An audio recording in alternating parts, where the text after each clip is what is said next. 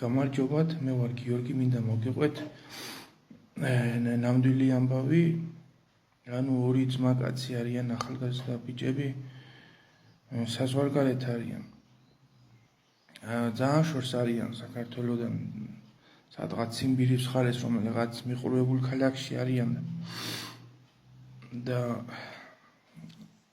შევლიან მაღაზიაში, სუპერმარკეტში და ინახავენ, რომ გამყიდველი არის ახალგაზრდა გოგო და ერთი იფიქრებს, მოდი ახლა გავეღადავებიო, რაღაცას ვიხუმრებო.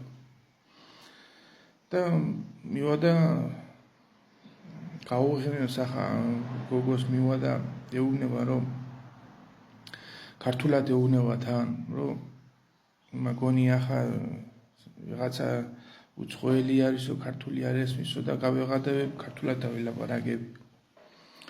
ეტყვის, რომ თუ შეიძლება 2 კილო წყნერი ამიწონეთო რა. ხო და თან იცინეს და თავის მაგაცო თვალს უკრავს.